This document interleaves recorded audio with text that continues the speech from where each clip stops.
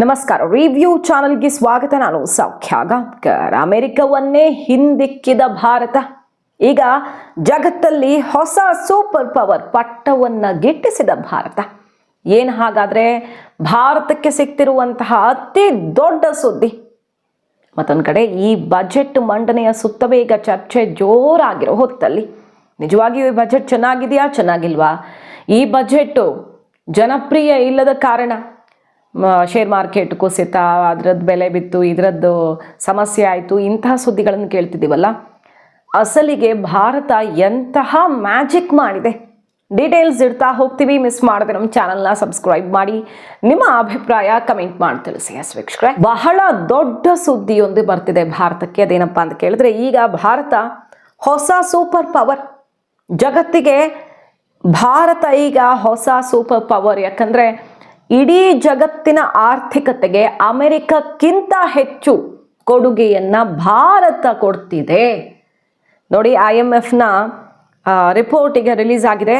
2026-27ನೇ ಆರ್ಥಿಕ ವರ್ಷದಲ್ಲಿ ಜಾಗತಿಕ ಆರ್ಥಿಕತೆಗೆ, ಇಡೀ ಜಗತ್ತಿನ ಆರ್ಥಿಕ ಬೆಳವಣಿಗೆಗೆ ಅಮೆರಿಕವನ್ನ ಹಿಂದಿಕ್ಕಿ ಭಾರತವೇ ಅತಿ ಹೆಚ್ಚು ಕೊಡುಗೆಯನ್ನ ಕೊಡುತ್ತೆ ಅನ್ನುವ ರಿಪೋರ್ಟ್ ಈಗ ಹೊರಬಿದ್ದಿದೆ. ಸೊ ಇದು ಭಾರತೀಯರೆಲ್ಲರೂ ಕೂಡ ಎದೆ ತಟ್ಟಿ ನೋಡಲೇಬೇಕಾದಂತಹ, ಹೆಮ್ಮೆ ಪಡಲೇಬೇಕಾದಂತಹ ಒಂದು ಸುದ್ದಿ. ಅಮೆರಿಕವನ್ನೇ ಹಿಮ್ಮೆಟ್ಟಿಸಿದ ಭಾರತ. ಇದನ್ನೇ ಇತ್ತೀಚೆಗಷ್ಟೇ IMF ಏನಂತ ಕರೆದಿತ್ತು? ಜಗತ್ತಿನ ಎಂಜಿನ್ನೇ ಭಾರತ, ಜಗತ್ತಿನ ಆರ್ಥಿಕತೆಯ ಎಂಜಿನ್ ಭಾರತ ಅಂತ ಕರೆದಿತ್ತು. ಇತ್ತೀಚೆಗಷ್ಟೇ ಟ್ರೇಡ್ ಡೀಲ್ ಫೈನಲ್ ಮಾಡಿಕೊಂಡಂತಹ EU ಕೂಡ ಇದನ್ನೇ ಹೇಳಿತ್ತು. ಭಾರತ ಬಲಿಷ್ಠವಾದರೆ ನಮಗೆಲ್ರಿಗೂ ಲಾಭ ಆಗತ್ತೆ, ಇಡೀ ಜಗತ್ತೇ ಬಲಿಷ್ಠವಾಗತ್ತೆ. ಭಾರತ ಬಲಿಷ್ಠ ಆಗಿರೋದ್ರಿಂದ ನಮಗೆಲ್ರಿಗೂ ಲಾಭ ಸಿಗತ್ತೆ ಅಂತ ಹೇಳಿತ್ತು. ನೆನಪಿದೆ ನಮಗೆ. ಈಗ ನೋಡಿ, ಅದು ಈಗ ಅಂಕಿ ಅಂಶದ ಸಮೇತ ರಿಪೋರ್ಟ್ ಔಟ್ ಆಗಿದೆ. IMF ಕೊಟ್ಟಿರೋದು. ಯಾವ ಅಮೆರಿಕದ ಕಂಟ್ರೋಲಲ್ಲಿ ನಡೆಯುತ್ತೆ ಅಂತ ಹೇಳಲಾಗತ್ತೋ ಹಲವಾರು ಚಟುವಟಿಕೆಗಳು, ಅದೇ IMF ಹೇಳ್ತಿದೆ. ಈಗ ಜಗತ್ತಿನ GDP, ಜಗತ್ತಿನ ಆರ್ಥಿಕತೆಯ ಬೆಳವಣಿಗೆಗೆ ಅಮೆರಿಕಾಗಿಂತ ಹೆಚ್ಚು ದೊಡ್ಡ ಕೊಡುಗೆ ಭಾರತದ್ದು.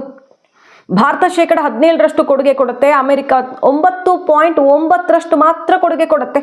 ಚೀನಾ ಇದೆರಡಕ್ಕಿಂತಾನು, ಈ ಎರಡು ದೇಶಗಳಿಗಿಂತಾನು ಜಾಸ್ತಿ 26% ಕೊಡುಗೆ ಕೊಡುತ್ತೆ. ಸೊ ಭಾರತ ಎಷ್ಟು ಹಿಂದೆ ಉಳಿದಿದ್ದ ರಾಷ್ಟ್ರ, ಆದರೆ ಇವತ್ತು ಅಮೆರಿಕಾಗಿಂತ ಹೆಚ್ಚು ಕೊಡುಗೆಯನ್ನ ಜಗತ್ತಿಗೆ ಕೊಡುವ ಮೂಲಕ ಹೊಸ ಸೂಪರ್ ಪವರ್ ಆಗಿ ಹೊರಹೊಮ್ಮಿದೆ. ಚೀನಾವನ್ನ ಹಿಮ್ಮೆಟ್ಟಿಸುವಂತಹ ಗುರಿ ಕೂಡ ದೂರ ಇಲ್ಲ. ಅಲ್ಲಿ ಸೇನಾದಂಗೆ ನಡೀತಿದೆ, ರಿಯಲ್ ಎಸ್ಟೇಟ್ ಮಹಾ ಹೊಡೆತ ಬಿದ್ದಿದೆ, ಆರ್ಥಿಕತೆಯ ಪರಿಸ್ಥಿತಿ. ಅವ್ರು ತುಂಬ ದೊಡ್ಡ GDP, ಡೌಟೇ ಇಲ್ಲ. ಆದರೆ ಅವರ ಬೆಳವಣಿಗೆಯ ದರ ಮತ್ತು ನಮ್ಮ ಬೆಳವಣಿಗೆಯ ದರ ನೋಡಿದ್ರೆ ಭಾರತ ತನ್ನ ಗಾತ್ರವನ್ನು ಹಿಗ್ಗಿಸಿಕೊಳ್ಳುತ್ತೆ. ಅದು ಕೂಡ ದ್ವಿಮುಖವಾಗ್ತಾ ಹೋಗುತ್ತೆ, ಡಬಲ್ ತ್ರಿಬಲ್ ಆಗ್ತಾ ಹೋಗುತ್ತೆ ಅನ್ನೋದೇ ಇದಕ್ಕೆ ಸಾಕ್ಷಿ. ನೋಡ್ತಾ ಇದ್ದೀವಿ ನಾವು, ಸದ್ಯದಲ್ಲಿಯೇ ನಂಬರ್ 3 ಆಗಿಬಿಡುತ್ತೆ ಭಾರತ ಆರ್ಥಿಕತೆ ಅನ್ನುವಂಥ ಮುನ್ನೋಟವನ್ನು ಕೂಡ ನೋಡಿರೋ ಹೊತ್ತಲ್ಲಿ ಬರ್ತಿರುವ ನಂಬರ್ ಇದು. ಜಾಗತಿಕ GDP ಬೆಳವಣಿಗೆಗೆ ಭಾರತ ಮತ್ತು ಚೀನಾ ಪಾಲು 43.6% ಇರುತ್ತೆ ಅಂತ ಅಂತಾರಾಷ್ಟ್ರೀಯ ಹಣಕಾಸು ನಿಧಿ IMF ಹೇಳಿದೆ ಈಗ. ಸೊ ಈಗ ಇಡೀ ಜಗತ್ತಿಗೆ ಹೊಸ ಸೂಪರ್ ಪವರ್ ಎಂಟ್ರಿ ಆಗಿದೆ. ಅದು ಬೇರೆ ಯಾವುದು ಅಲ್ಲ, ಭಾರತ.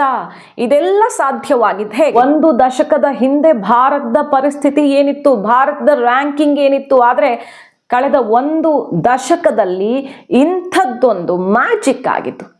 ಇಂತಹ ಮಹಾಪರಿವರ್ತನೆ ಆಗಿದ್ದು ಹೇಗೆ ಹಾಗಾದ್ರೆ? ಸಿಂಪಲ್.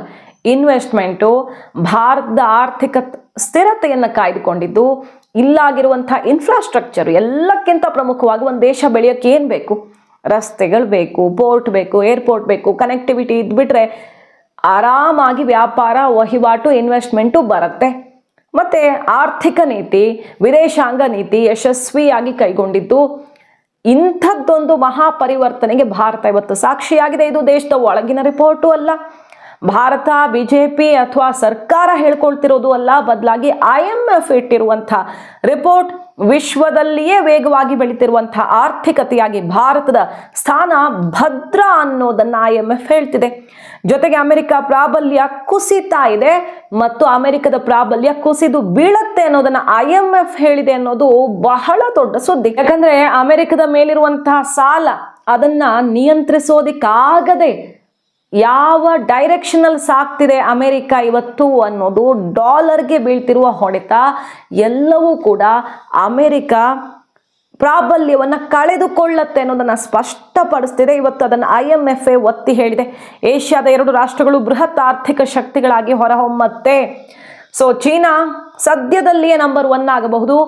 ಭಾರತ ತನ್ನ ವೇಗವನ್ನು ಮತ್ತಷ್ಟು ಜಾಸ್ತಿ ಮಾಡಿಕೊಂಡು ಜಗತ್ತಿನಲ್ಲಿಯೇ ಟಾಪ್ಗೆ ಹೋಗುವಂಥ ಸಮಯ ಕೂಡ ದೂರ ಇಲ್ಲ ಅನ್ನೋದು ಸ್ಪಷ್ಟವಾಗಿದೆ ಈ ರಿಪೋರ್ಟಲ್ಲಿ. ಭಾರತದ ಮೇಲೆ ಅಮೆರಿಕ 50ರಷ್ಟು ತೆರಿಗೆ ಹೇರಿದ ಬಳಿಕ ಭಾರತದ ಆರ್ಥಿಕತೆಗೆ ಹೊಡೆತ ಬೀಳುವ ಆತಂಕ ಎದುರಾಗಿತ್ತು. ಆದರೆ IMF ಆರ್ಥಿಕ ಸಮೀಕ್ಷೆ ಪ್ರಕಾರ ಅಮೆರಿಕಾಗೆ ರಫ್ತು ಕುಸಿತವಾದರೂ ಕೂಡ ಭಾರತದ ಆರ್ಥಿಕ ಬೆಳವಣಿಗೆಗೆ ಅಡ್ಡಿ ಆಗೋದೇ ಇಲ್ಲ ಅನ್ನೋದನ್ನ IMF ಈ ರಿಪೋರ್ಟ್ನಲ್ಲೂ ಖಚಿತಪಡಿಸ್ಕೊಳ್ತಿದೆ. ಯಾಕಂದ್ರೆ ಭಾರತ ಪರ್ಯಾಯ ವ್ಯವಸ್ಥೆಯನ್ನ ಅದಕ್ಕೆ ಮಾಡಿಕೊಂಡು ಬಿಟ್ಟಿದೆ. ನೋಡಿ, ಈ ರಿಪೋರ್ಟ್ ಬರ್ತಾ ಇದ್ದ ಹಾಗೆ ಟ್ರಂಪ್ಗೆ ಕಪಾಳ ಮೋಕ್ಷ ಮಾಡಿದ್ದಾರೆ ಎಲನ್ ಮಸ್ಕ್. ವಿಶ್ವದ ನಂಬರ್ 1 ಶ್ರೀಮಂತ ಟೆಸ್ಲಾ ಸ್ಪೇಸ್ ಎಕ್ಸ್ ಮಾಲೀಕ ಎಲನ್ ಮಸ್ಕ್ ಈ ರಿಪೋರ್ಟ್ ಅನ್ನ IMF ವರದಿಯನ್ನ ಹಂಚಿಕೊಂಡಿದ್ದಾರೆ. ಅಧಿಕಾರದ ಸಮತೋಲನ ಬದಲಾಗ್ತಾ ಇದೆ, ಹುಷಾರ್.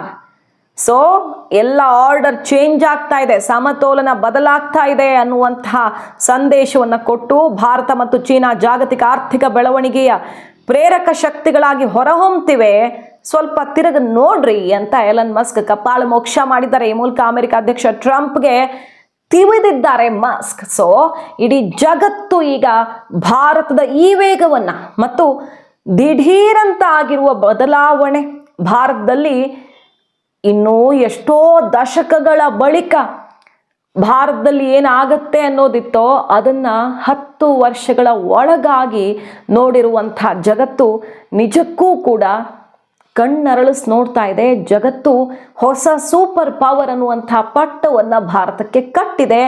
ವೆರಿ ವೆರಿ ಇಂಟ್ರೆಸ್ಟಿಂಗ್ ಡೆವಲಪ್ಮೆಂಟ್ ಇದು, ಡೇಟಾ ಇದು, ಮತ್ತು ಭಾರತೀಯರು ಹೆಮ್ಮೆ ಪಡುವಂಥ ಬೆಳವಣಿಗೆ ಇದು. ಎಲನ್ ಮಸ್ಕ್ ಸೋಷಿಯಲ್ ಮೀಡಿಯಾ ಪೋಸ್ಟನ್ನು ತೋರಿಸಿ ನಿರ್ಮಲಾ ಸೀತಾರಾಮನ್ ನಮ್ಮ ದೇಶದ ಒಳಗಡೆ ಇರುವಂಥ ವಿಪಕ್ಷಗಳಿಗೆ ಕಪಾಳ ಮೋಕ್ಷ ಮಾಡಿದ್ದಾರೆ.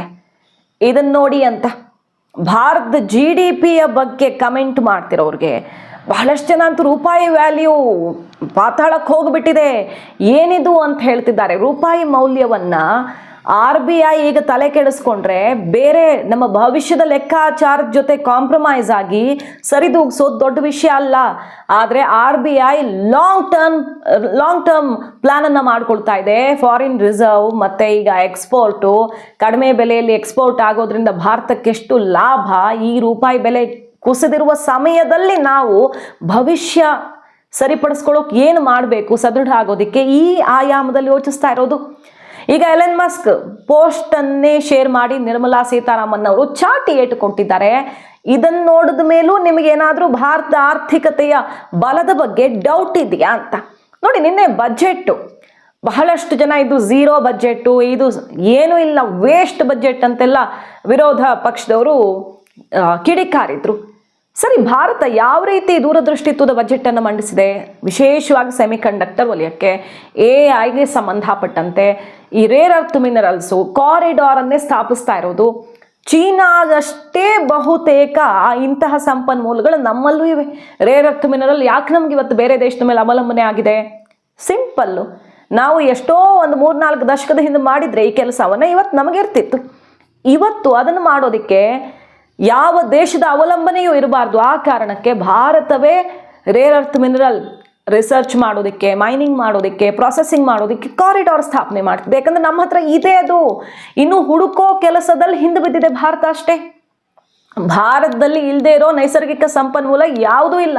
ಆ ಕೆಲಸವನ್ನು ನೈಸರ್ಗಿಕ ಅನಿಲ ಇರಬಹುದು, ಬೇರೆ ಬೇರೆ ಫ್ಯೂಯಲ್, ಕ್ರೂಡ್ ಆಯಿಲು, ಎಲ್ಲ ವಿಚಾರದಲ್ಲೂ ಕೂಡ ನಾವು ಎಕ್ಸ್ಪ್ಲೋರ್ ಮಾಡಬೇಕಷ್ಟೆ. ಆ ಕೆಲಸವನ್ನು ಮೋದಿ ಸರ್ಕಾರ ತೀವ್ರವಾಗಿ ಮಾಡ್ತಿದೆ.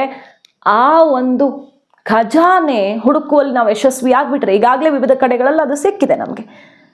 ಎಲ್ಲ ರಾಜ್ಯಗಳಿಗೂ ಅದರ ಲಾಭ ಆಗತ್ತೆ. ಈ ರಾಜ್ಯಕ್ಕಿಷ್ಟು, ಆ ರಾಜ್ಯಕ್ಕೇನು ಕೊಟ್ಟಿಲ್ಲ. ಜನಪ್ರಿಯ ಯೋಜನೆಗಳಿಗೆ ನಾವು ಹಪಹಪಿಸುವ ಬದಲು ಇಡೀ ದೇಶ ಅಭಿವೃದ್ಧಿ ಹೊಂದಿದ್ರೆ ಅದರ ಒಕ್ಕೂಟದಲ್ಲಿರುವಂಥ ನಾವು ಕೂಡ ಅಭಿವೃದ್ಧಿ ಹೊಂದುತ್ತೀವಿ ಅನ್ನೋದನ್ನು ಸ್ಪಷ್ಟವಾಗಿ ಅರ್ಥ ಮಾಡಿಕೊಂಡು ಎಷ್ಟು ದೊಡ್ಡ ಭವಿಷ್ಯದ ಯೋಜನೆ ರೂಪಿತವಾಗಿದೆ ಅನ್ನೋದನ್ನು ಅರ್ಥ ಮಾಡ್ಕೊಳ್ಬಹುದಾಗಿದೆ. ವಿಶೇಷವಾಗಿ ನೋಡಿ, ಸೋಷಿಯಲ್ ಮೀಡಿಯಾ ಸುತ್ತ ಇಂಥದ್ದು ಆರೆಂಜ್ ಎಕಾನಮಿ ಅಂತ ಇದನ್ನು ಕರೆದಿದ್ದಾರೆ. ಇಂಥದ್ದೊಂದು ಯೋಜನೆಯನ್ನೇ ನಾವು ನೋಡಿರಲಿಲ್ಲ. ಸೋಷಿಯಲ್ ಮೀಡಿಯಾದಲ್ಲಿ ಇವತ್ತು ಕಂಟೆಂಟ್ ಕ್ರಿಯೇಟಿಂಗ್ ಅಲ್ಲಿ ಇಡೀ ದೇಶದಲ್ಲಿ ಎಷ್ಟು ದೊಡ್ಡ ಆರ್ಥಿಕತೆ ಸೃಷ್ಟಿಯಾಗಿದೆ. ಇದು ಆ ಸೋಷಿಯಲ್ ಮೀಡಿಯಾದಲ್ಲಿಯೇ ದುಡಿತಾ ಇರೋರ್ಗೆ ಅಷ್ಟೇ ಗೊತ್ತು. ಬಹಳಷ್ಟು ಜನಕ್ಕೆ ಇದೊಂದು ಉದ್ಯೋಗ ಅಂತ ಅನ್ನಿಸ್ತಾನೆ ಇಲ್ಲ. ಆದರೆ ಇವತ್ತು ಬಜೆಟ್ ಅಲ್ಲಿ ಕಂಟೆಂಟ್ ಕ್ರಿಯೇಟಿಂಗ್ ಭವಿಷ್ಯದ ಒಂದು ದೊಡ್ಡ ಉದ್ಯೋಗ ಆಗುತ್ತೆ. ಅದಕ್ಕೆ ಇನ್ನಷ್ಟು ಜನ ಬೇಕಾಗ್ತಾರೆ. ನಮಗೆ 2030 ಲಕ್ಷ ಜನ ರೆಡಿ ಇರಬೇಕು ಅಂತ ಕಾಲೇಜ್ಗಳಲ್ಲಿ, ಸ್ಕೂಲ್ಗಳಲ್ಲಿ ಟ್ರೈನಿಂಗ್ ಕೊಡೋದಕ್ಕೆ, ಸ್ಕಿಲ್ಡ್ ಎಕ್ಸ್ಪರ್ಟ್ಗಳಿಂದ ಟ್ರೈನಿಂಗ್ ಕೊಡೋದಕ್ಕೆ ಅವಕಾಶ ಮಾಡಿಕೊಡ್ಲಾಗಿದೆ. ಸೊ ಯುವಕರ ಸುತ್ತ, ಜೆನ್ಜಿ ಸುತ್ತ ಮಾಡಿರುವಂಥ ಒಂದು ಬ್ಯೂಟಿಫುಲ್ ಬಜೆಟ್ ಅಂತ ಎಕ್ಸ್ಪರ್ಟ್ಗಳೇ ಇದನ್ನ ಬಣ್ಣಿಸ್ತಿದ್ದಾರೆ. ಇನ್ನು ಚೀನಾಗ್ ಸೆಡ್ ಹೊಡೆಯೋದಕ್ಕೆ ಇನ್ನೊಂದು ಸ್ಟೆಪ್, ಕಂಟೈನರ್ ಉತ್ಪಾದನೆ, ವಾಣಿಜ್ಯ ಹಾಗೂ ಸರಕು ಸಾಗಣೆ ಉದ್ದೇಶಕ್ಕೆ ದೇಶೀಯ ಮಟ್ಟದಲ್ಲಿ ಕಂಟೈನರ್ ಉತ್ಪಾದನೆ ಮಾಡೋದಕ್ಕೆ 10,000 ಕೋಟಿ ಮೀಸಲಿಡಲಾಗಿದೆ. ಚೀನಾ ಮೇಲೆ ಈ ಒಂದು ವಲಯದಲ್ಲಿ ದೊಡ್ಡ ಅವಲಂಬನೆ ಇದೆ. ಅದನ್ನು ಕಡಿಮೆ ಮಾಡುವ ಜೊತೆಗೆ ಮಧ್ಯಪ್ರಾಚ್ಯ ಬಿಕ್ಕಟ್ಟಿನಿಂದ ಉಂಟಾಗಿರುವ ಕಂಟೈನರ್ ಕೊರತೆ ನೀಗಿಸೋದಕ್ಕೆ ದೇಶದಲ್ಲಿಯೇ ಉತ್ಪಾದಿಸುವಂತಹ ಒಂದು ಬಿಗ್ ಸ್ಟೆಪ್ ಅನ್ನ ಭಾರತ ತಗೊಳ್ತಿದೆ. ಕಾಟನ್ ಉತ್ಪಾದನೆ, ಜವಳಿ ಮತ್ತು ಈ ಉದ್ಯಮಕ್ಕೆ ದೊಡ್ಡ ಬೂಸ್ಟ್ ಅನ್ನು ಕೊಟ್ಟಿರೋದು. ಆ ಮೂಲಕ ಪಾಕಿಸ್ತಾನ ಬಾಂಗ್ಲಾಗೆ ಒಂದು ಮಾಸ್ಟರ್ ಸ್ಟ್ರೋಕ್ ಅನ್ನ ಭಾರತ ಕೊಟ್ಟಿದೆ.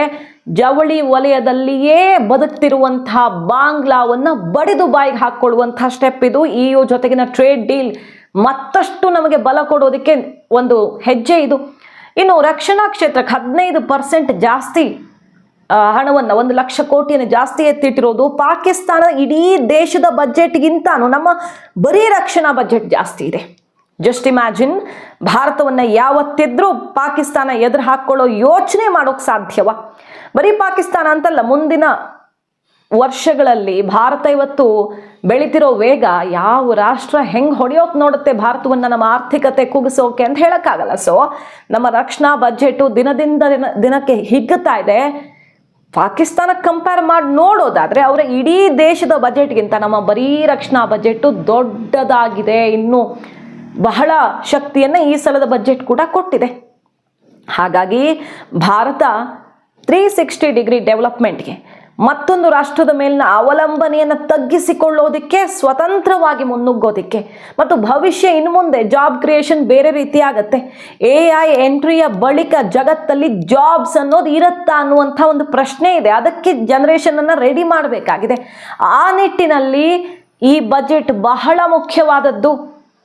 ಜನಪ್ರಿಯ ಘೋಷಣೆ ಇಲ್ಲ ಅಂತ ಬಾಯಿ ಬಡ್ಕೊಳ್ತೀರ ಅವ್ರಿಗೆ ಎಲನ್ ಮಸ್ಕ್ ಟ್ವೀಟ್ ತೋರಿಸಿ ಭಾರತ ಆರ್ಥಿಕತೆಯ ಬಗ್ಗೆ ನೋಡಿ ಕಲ್ತ್ಕೊಳ್ಳಿ ಅಂತ ಚಾಟಿಯೇಟ್ ಕೊಟ್ಟಿದ್ದಾರೆ. ಮಾಹಿತಿ ಇಷ್ಟ ಆಗಿದ್ರೆ ಮಿಸ್ ಮಾಡಿದ್ರೆ ನಮ್ಮ ಚಾನಲ್ನ ಸಬ್ಸ್ಕ್ರೈಬ್ ಮಾಡಿ, ನಿಮ್ಮ ಅಭಿಪ್ರಾಯ ಕಮೆಂಟ್ ಮಾಡಿ ತಿಳಿಸಿ. Thank you.